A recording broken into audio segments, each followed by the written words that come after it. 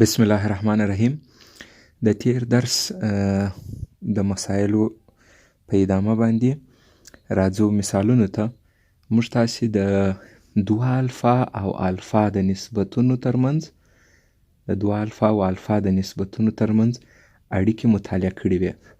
د دوه الفا او الفا څخه ما تاسو ټول په عمومي توګه باندې داسې اخیستنه وکړئ چې د یو زاویې او د هغه د نیمایي زاویې، یا که داسې د یو زاویې او د هغه د دوه چنده. نو کومې اړیکې چې موږ تاسې د دوه الفا او الفا ترمنځ ویلې وې، هغه د څلور الفا او دوه الفا، یا شرط نه دی چې زاویه دایم په الفا ښکاره کړو. مثال تیتا، د تیتا او تیتا پر دوه، یعنې دا یوه زاویه چې هر څه وي دا بله د هغه نیمه باید وي. ګورئ د تیتا او تیتا پر دوه، همداسې د درې تیتا او درې تیتا پر دوه، که تاسې غواړئ یو شی نیم کړئ تقسیم دوه کوئ یستې، د دې ټولو ترمنځ هغه صدق کوي. اوس د دې په اساس دلته یو مثال راغلی دی. ګورئ د تیتا ساین تاسې ته درکړی دی، وایي دا 4/5 دی. په دویمه ناحیه کې د دوهمه ځله تاسې کوساین دوه تیتا، ساین دوه تیتا او تانجانټ دوه تیتا دا ټول پیدا کړئ. ښه، که چیرې زه تاسې ته اړیکه ولیکمه د ساین دوه تیتا د تیتا له جنسه، نو په دې کې زموږ بیا کوساین ته هم ضرورت راځي. ګورئ دا داسې یو اړیکه وه، دوه ساین تیتا ضرب کوساین تیتا، چې موږ په دې ځای کې ساین تیتا لرو خو کوساین نه لرو. ما په یو لیکچر کې تاسو ته دا تخنیک ویلی و چې کله تاسې د یو زاویې نسبت ولرئ، بس یو قایم الزاویه مثلث ورته رسم کړئ. قایم الزاویه مثلث، دا قایم یوې زاویې ته نوم ورکوم تیتا. تیتا چې هر څو درجې وي، څومره لویه یا کوچنۍ زاویه تاسې دا د مثلث ورته رسم کړئ، هېڅ مشکل نه لري. بیا علامه نظر رو به ټاکو.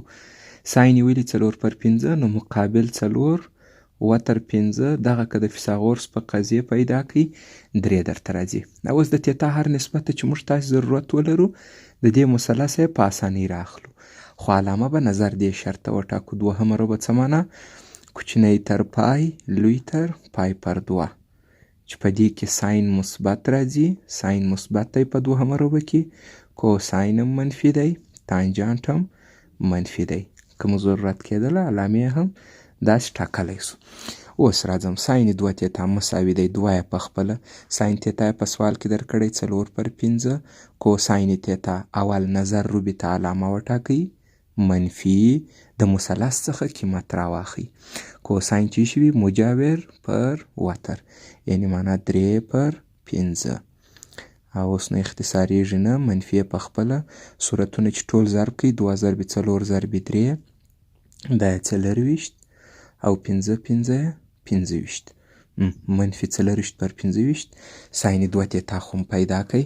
اوس راځم کوساین دوه تیتا ته. کوساین دوه تیتا مساوي کېږي په 3 رقمه یې لیکای شئ، هر ډول یې چې ستاسې زړه وي. مثال زه به یې داسې ولیکم، 1-2 ساین مربع د دوه تیتا نیم چې تیتا راځي مساوي په یوې په خپله، دوهم په خپله، مربع یې هم پرېږدئ. ساین یې څو؟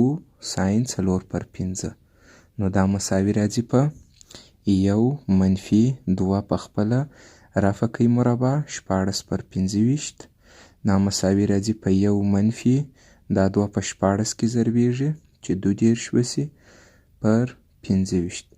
او که چیرې موږ تاسې دا غیر واجب کو، 25 ضرب 1 25 منفي 22 اوه، نو دا راځي -1/25. -1/25. تانجانټ دوه تیتا ته راځم. تانجانټ دوه تیتا د دې فورمول چې شو د تیتا له جنسه، 2 تانجانټ تیتا پر 1- تانجانټ مربع تیتا.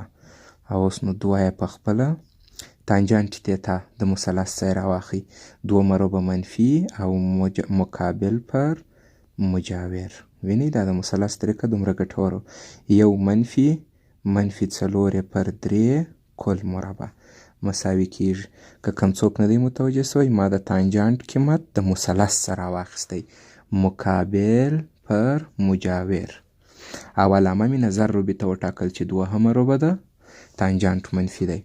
ښه، -8 پر 3 راځي صورت که دا ضرب کو، او 1- 14/9 مساوي منفي 8/3 بیا هم په خپله لیکم او دا که چیرې موږ تاسې غیر واجب کو منفي 7/9 منفي د منفي سره مثبت کیږي دا 3 به د دې 9 سره اختصار کو 3 دا 3 په صورت کې ضربیږي 24 او په مخرج کې څو پاته سو 7 په دې شکل باندې مو دا ټول قیمتونه پیدا کړه دا یې تانجانت دا یې کوساین او دا یې هم ساین دا یې زموږ څه نه دي غوښتي چې تیتا خو په 2 روبه کې ده 2 تیتا یې نه دي ویلي چې په کومه روبه کې راځي اما نظر دا کم قیمتو ته چې موږ تاسې پیدا کړئ چې ساین کوساین یې منفي راغلی او تانجانت یې مثبت نو دا په دې معنا ده چې 2 تیتا بیا 3 روبه راځي ښه دا یو مثال و بل مثال ته تاسې توجه وکړئ ګورئ د تیتا کوساین یې ورکړی دی وایي تاسې د تیتا پر 2 ساین کوساین تانجانت دا بیا هماغه خبره ده تیتا او نیم یې تیتا پر 2 لکه 2 الفا و الفا دا بیا هغه موضوع ده بس مشکل نه لري فورمولونه لرو ورته سوال حل وایسو راځو د سوال حل ته اول زه کوساین تیتا موږ داسې یو فورمول ویلی کوساین 2 الفا مساوي کیږي 1-2 ساین مربع الفا یعنې دلته چې هره زاویه یي دلته هغه نیمه او اوس که چیرې زه دا داسې ولیکم کوساین تیتا مساوي کیږي په 1-2 ساین مربع د تیتا نیم نو څه شي راځي تیتا پر 2 په دې شکل د کوساین تیتا قیمت یې موږ ته ویلی چې دا دی 4/5 مساوي کیږي په 1-2 ساین مربع تیتا پر 2 دا کولی شي د مساواتو دې طرف ته راولي مثبت او دا به دې طرف ته نو داسې یو شی راځي 2 ساین مربع تیتا پر 2 مساوي په 1-4/5 دا ځای به هم غیر واجب کو هم به اطراف تقسیم پر 2 کو نو ساین مربع تیتا پر 2 مساوي دی په دا که چیرې غیر واجب کوي څو درته راځي 1/5 اطراف چې تقسیم پر 2 کوي اطراف چې تقسیم پر 2 کوي بیا د دې څخه جوړیږي 1/10 دا یې 1/10 او که اطراف جذر ونیسو نو ساین تیتا پر 2 دا مساوي راځي په اوس دا ځای مهم دی مثبت منفي جذري 1/10 مثبت منفي جذري 1/10 اوس نو مثبت یې صحیح دی او که منفي یې کم یو باید انتخاب کو راځم دلته د تیتا 2 زوله په لومړۍ روبه کې ده نو کله چې د تیتا 2 زوله په لومړۍ روبه کې د تیتا پر 2 چې د نیمایي زاویه ده هغه خو بیخي لومړۍ روبه وي نو لومړۍ روبه چې راله مثبت یې نیسم نو ساین تیتا پر 2 مساوي سو په جذرم که توضیح کم 1/10 که مناطق کوئ جذر 10 په صورت و مخرج کې ورضرب کوي دا یو نسبت پیدا کړی اوس راځم ساین پیدا کوم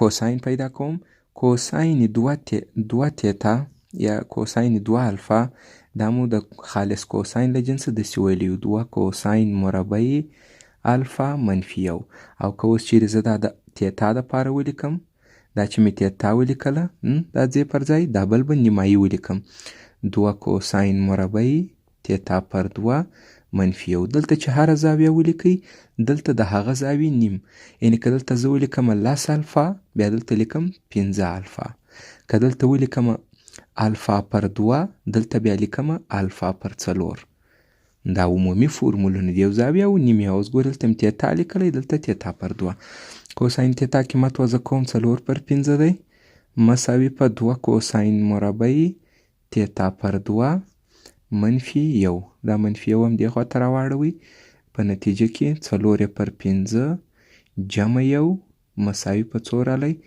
2 کوساین مربع تیتا پر 2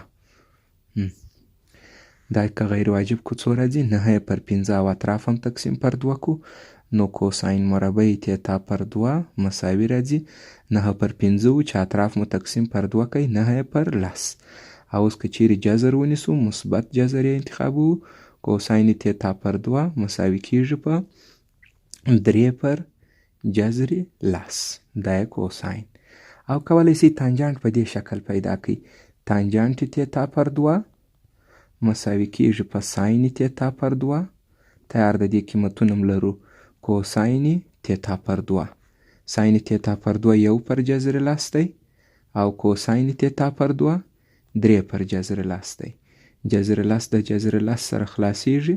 تانجانت تیتا پر 2 مساوي رالی په 1 پر 3. په دې شکل باندې مو دا سوال حل کړئ. ښه، راځم بل مثال ته. لاندې افادې ساده کړئ. یو له ډېرو مهمو سوالونو څخه دی دا. ا جز، تاسو توجه ورته وکړئ.